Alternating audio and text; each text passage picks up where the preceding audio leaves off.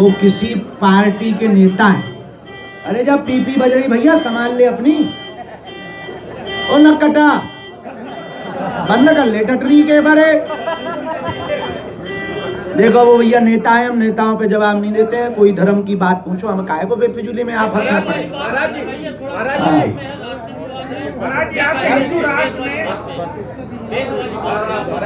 हाँ जी, वेद वाली हमने क्या गलत कह दी? लोगों को राष्ट्रीय विवाद किस बात पे मचा? अरे भाई सीधी सी बात, हमने अपने हिंदुओं को समझाया, मुसलमानों को समझाया ही नहीं। अरे सीधी सी बात, पता नहीं तुम लोग खुजली क्या क्या करते हो। हमने सीधा बताया, सनातनीय संस्कृति में हम गुरुकुलम की स्थापना धाम पे कर रहे हैं, और गुरुकुलम की स्थापना कर रहे हैं बहुत छोटे से 4-6 कमरों से। तो उन्होंने कहा कि क्या किया जाएगा? हम कहा वेद पढ़ाए जाएंगे। बोले वेद क्यों पढ़ाए जाएंगे? हमने सीधा सा जवाब पत्रकार को दिया कि हमारे हिंदुओं के बच्चे जावेद और नावेद ना पढ़े बने, इसलिए हम वेद पढ़ा रहे हैं। अब क्या गलत कह दिया? 100 का सीधा सिद्धांत कह दिया। अब किसी को इसमें मिर्चा लग रहा है तो बेटा हम नहीं सुधरने वाले। बांदा और आसपास के जिलों में युवा भारी मात्रा में पलायन कर रहा है, तो क्या आप दिव्य दरबार के माध्यम से सरकार और युवाओं को कोई संदेश देना चाहेंगे? देखिए 5 दिन की कथा है, दिव्य दरबार 1 दिन का है।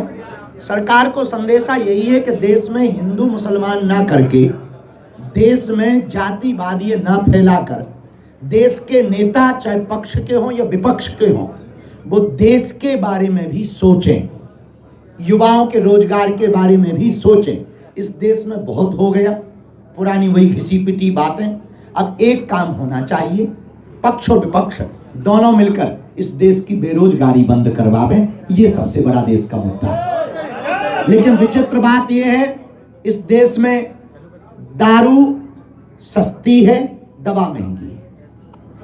इस देश में शिक्षा इतनी कठिन है, हम तो कहेंगे सरकारी टीचर में, स्कूलों में क्या हालत है, नेताओं के बच्चे जब पढ़ेंगे तब इन्हें पता लगेगा। और हम एक बात कहना चाहेंगे, हर नेता को सरकारी स्कूल में बच्चों को पढ़ाना अनिवार्य कर देना चाहिए, और हर टीचर के बच्चे उसी स्कूल में पढ़ें जिस स्कूल में वो टीचर हो।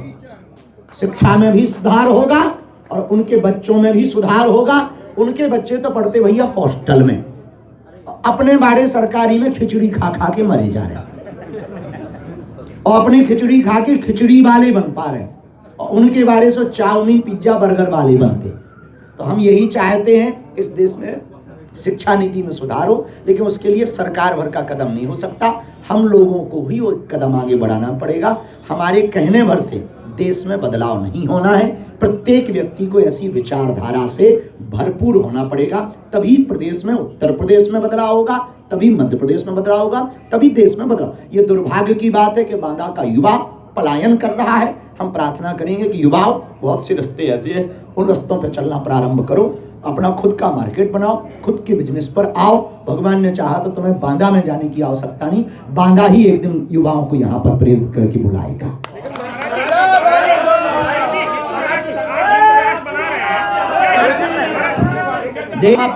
हम अपनी पूरी कोशिश कर रहे हैं। बुंदेलखंड हमारा है, बांदा हमारा है, हमारे अंतर्गत आता है। 15 फरवरी को 300 बेटियों का विवाह है।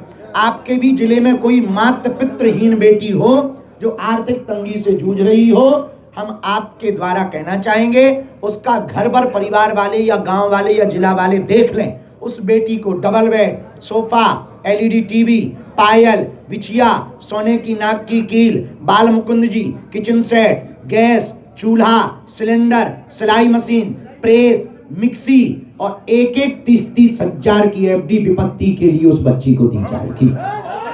और ये हम अपने द्वारा नहीं, हमें जो सनातनी हिंदू चढ़ावा देते उसी को हम साल भर जोड़कर रखते। इस बार 300 बेटियों का कर रहे हैं। बांदा में भी हम चाहेंगे कि बांदा के समाज सेवी भी ये कार्य करें। दूसरा, बागेश्वर धाम पर 2027 के अंत तक हर हाल में कैंसर हॉस्पिटल प्रारंभ कर दिया जाएगा। ये बुंदेलखंड के लिए सबसे अद्भुत बात है कि अपने बुंदेलखंड में कैंसर हॉस्पिटल फिर से, कैंसर हॉस्पिटल बहुत अद्भुत तरीके से, अभी तक मंदिरों में, अस्पतालों में मंदिर थे, अब मंदिर में अस्पताल होगा। माननीय प्रधानमंत्री जी फिर से आ रहे हैं उद्घाटन करने के लिए।